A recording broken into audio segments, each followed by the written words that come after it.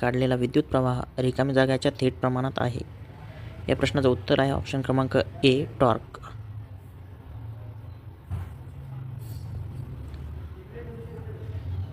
चौथा प्रश्न आहे, रोटर वाइंडिंगचे थेट पाणी थंड केल्याने रिकामी जागा येत नाही.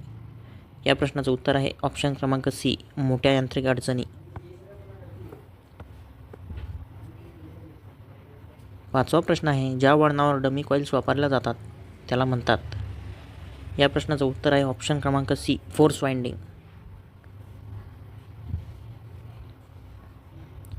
सहावा प्रश्न आहे, 30 kVA पेक्षा जास्त रेटिंग असलेल्या ट्रान्सफॉर्मरची उष्णता पसरवण्याची क्षमता खालीलपैकी काय प्रदान करून वाढवली? तर या प्रश्नाचं उत्तर आहे ऑप्शन क्रमांक डी, वरीलपैकी सर्व.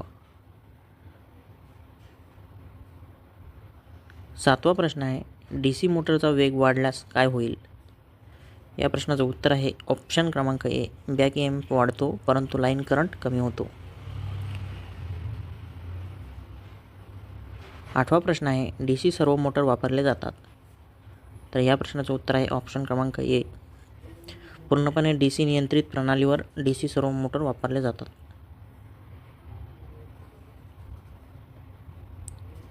नववा प्रश्न आहे, DC मशीनमध्ये प्रति ब्रश ॲम्पियरपेक्षा जास्त नसावा. तर या प्रश्नाचं उत्तर आहे ऑप्शन क्रमांक डी, 400 ॲम्पियर.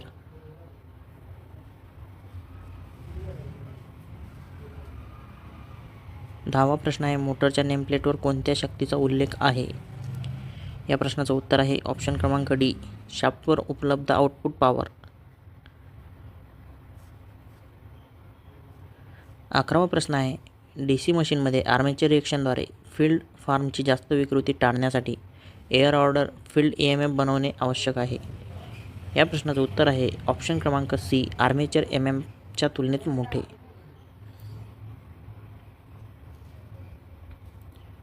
12वा प्रश्न आहे, दोन्ही आर्मेचर आणि फील्ड वाइंडिंगच्या तांब्याचे वजन रिकामी जागा ध्रुव्याच्या संख्येने कमी होते. या प्रश्नाचं उत्तर आहे ऑप्शन क्रमांक ए, वाढ.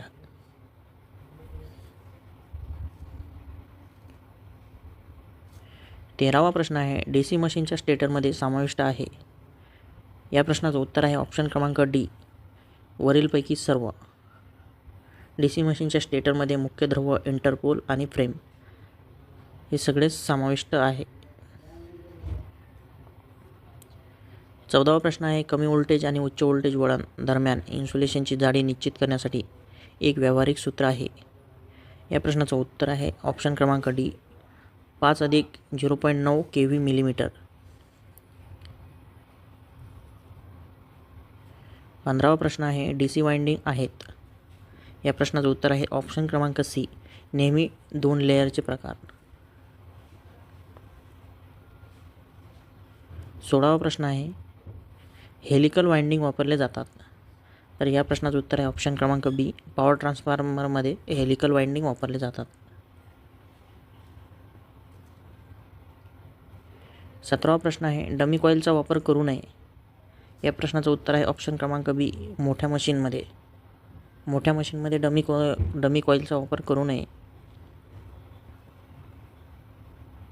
18वा प्रश्न आहे, DC मोटरचा मागचा EMF अचानक गायब झाल्यास काय होईल? तर या प्रश्नाचं उत्तर आहे ऑप्शन क्रमांक सी, आर्मेचर जळू शकते. DC मोटरचा जर मागचा EMF एकदम कमी झाला तर आर्मेचर जळू शकते. 19वा प्रश्न आहे, खालीलपैकी कोणती पद्धत बदलत्या भाराच्या परिस्थितीत कमाल तापमान वाढ विचारात घेत नाही? या प्रश्नाचं उत्तर आहे ऑप्शन क्रमांक डी, समतुल्य टॉर्क पद्धत. 20वा प्रश्न आहे, डायरेक्ट कूलिंग पद्धतीने थंड केलेल्या मशीन्सना कॉल केले जाऊ शकतात. या प्रश्नाचं उत्तर आहे ऑप्शन क्रमांक डी, वरीलपैकी सर्व.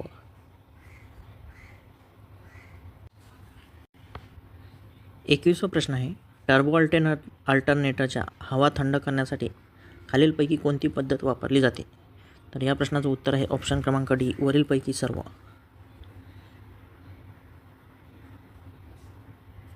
22वा प्रश्न आहे, पृष्ठभागावरून पसरलेली उष्णता ही त्यांच्या तापमानावर आणि रंग, खडबडीतपणा इत्यादी वैशिष्ट्यांवर अवलंबून असते. या प्रश्नाचं उत्तर आहे ऑप्शन क्रमांक सी, रेडिएशन.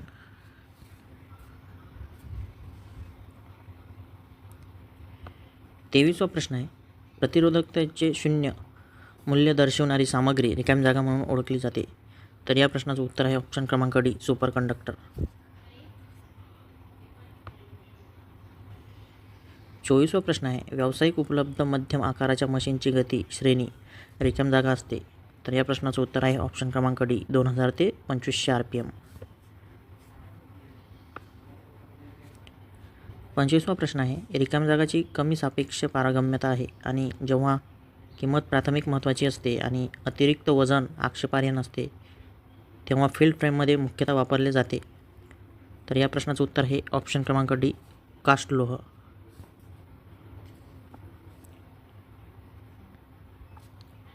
26वा प्रश्न आहे, पारंपरिक हायड्रोजन कूलिंगमुळे एका युनिटचे रेटिंग वाढवणे शक्य आहे. या प्रश्नाचं उत्तर आहे ऑप्शन क्रमांक सी, 200 मेगावॅट.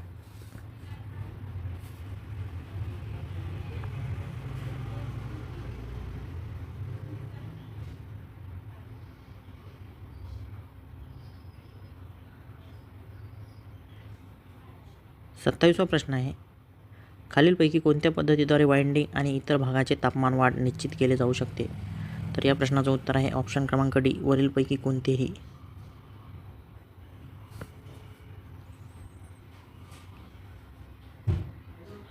28वा प्रश्न आहे, DC सिरीज मोटर्सचा वापर केला जातो. तर या प्रश्नाचं उत्तर आहे ऑप्शन क्रमांक डी, उच्च प्रारंभ गतीसाठी. 29वा प्रश्न आहे, पॉवर ट्रान्सफॉर्मरला रेटिंग असते. तर या प्रश्नाचं उत्तर आहे ऑप्शन क्रमांक सी, 200 kVA वर. 30वा प्रश्न आहे, डिस्क वाइंडिंग प्रामुख्याने वापरले जातात. या प्रश्नाचं उत्तर आहे ऑप्शन क्रमांक सी, उच्च क्षमतेच्या ट्रान्सफॉर्मरसाठी. उच्च क्षमतेच्या ट्रान्सफॉर्मरसाठी डिस्क वाइंडिंग वापरल्या जातात. 31वा प्रश्न आहे, खालीलपैकी कोणत्या DC मोटरचा नो लोड वेग सर्वाधिक असेल. तर या प्रश्नाचं उत्तर आहे ऑप्शन क्रमांक बी, मालिका मोटर, ज्यालाच आपण सिरीज मोटर असे म्हणतो. 32वा प्रश्न आहे, वर्तमान घनतेच्या उच्च मूल्यांसाठी खालीलपैकी कोणते ब्रश वापरले जाऊ शकतात. या प्रश्नाचं उत्तर आहे ऑप्शन क्रमांक ए, मेटल ग्रेफाइट ब्रशेस.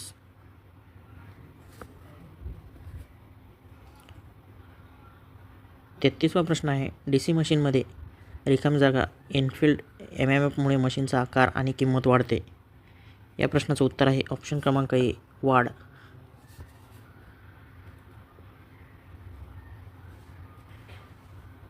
34वा प्रश्न आहे, खालीलपैकी कोणती DC मोटर कन्व्हेयरवर वापरली जाऊ शकते. या प्रश्नाचं उत्तर आहे ऑप्शन क्रमांक ए, मालिका मोटर. 35वा प्रश्न आहे, काही KW ते अंदाजे 250 KW पर्यंतचे पॉवर आउटपुट असलेल्या इलेक्ट्रिकल मशीन्सचे वर्गीकरण केले जाऊ शकते. या प्रश्नाचं उत्तर आहे ऑप्शन क्रमांक बी, मध्यम आकाराची मशीन. 36वा प्रश्न आहे, इलेक्ट्रिकल मशीनचे गरम केलेले भाग त्याच्या सभोवतालच्या परिसरात उष्णता पसरवतात. खालीलपैकी कोणत्या उष्णतेच्या विघटनाने. तर या प्रश्नाचं उत्तर आहे ऑप्शन क्रमांक डी, वरीलपैकी सर्व. वहन, संवहन आणि रेडिएशन. 37वा प्रश्न आहे, हायड्रोजन वापरून डायरेक्ट कूल्ड सिस्टममध्ये स्टेटर आणि रोटर कंडक्टर दोन्ही बनवले जातात. तर या प्रश्नाचं उत्तर आहे ऑप्शन क्रमांक बी, पोकळ.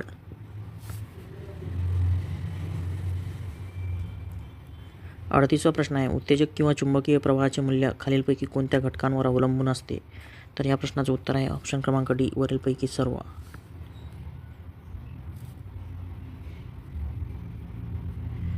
39वा प्रश्न आहे, हॉट रोल्ड स्टीलचा वापर करणाऱ्या ट्रान्सफॉर्मरमध्ये योकचा क्रॉस सेक्शन गाभ्यापेक्षा रिकामी जागा जास्त बनविला जातो. या प्रश्नाचं उत्तर आहे ऑप्शन क्रमांक सी, 15%. हॉट रोल्ड स्टीलचा वापर करणाऱ्या ट्रान्सफॉर्मरमध्ये योकचा क्रॉस सेक्शन गाभ्यापेक्षा 15% जास्त बनवला जातो.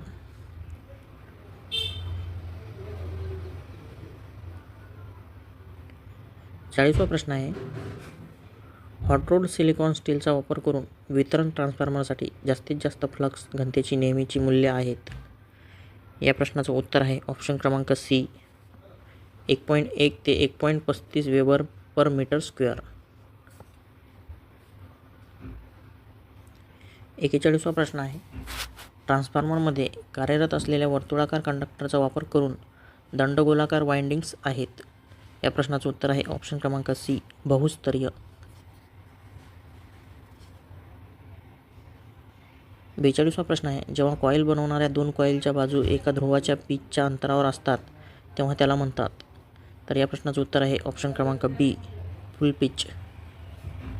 जेव्हा कॉईल बनवणाऱ्या दोन कॉईलच्या बाजू एका ध्रुवाच्या पिचच्या अंतरावर असतात तेव्हा त्याला फुल पिच असे म्हणतात.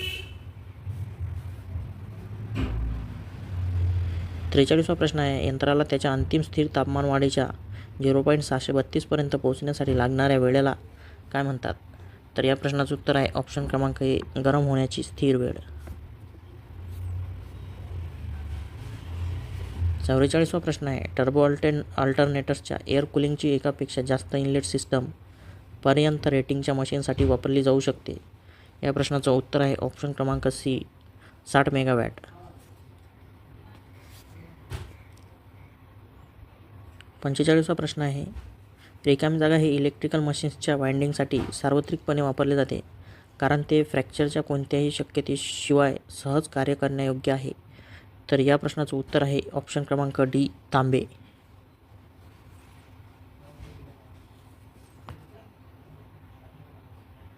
46वा प्रश्न आहे, डिझाईनवर मर्यादा घाला. तर या प्रश्नाचं उत्तर आहे ऑप्शन क्रमांक डी, वरीलपैकी सर्व. संपृक्तता, तापमान वाढ, कार्यक्षमता या सर्वांवर मर्यादा घाला. 47वा प्रश्न आहे, हायड्रोजनची घनता हवेच्या घनतेच्या रिकामी जागा पट आहे. तर या प्रश्नाचं उत्तर आहे ऑप्शन क्रमांक ए, 0.07 पट. 48वा प्रश्न आहे, ट्रॅक्टिव्ह मॅग्नेटपासून ऑपरेट केले जाते. तर या प्रश्नाचं उत्तर आहे ऑप्शन क्रमांक सी, एकतर AC किंवा DC पुरवठा.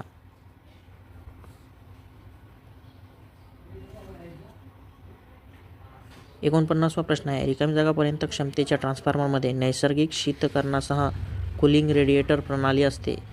तर या प्रश्नाचं उत्तर आहे ऑप्शन क्रमांक डी, 10 मेगावोल्ट अँपिअर.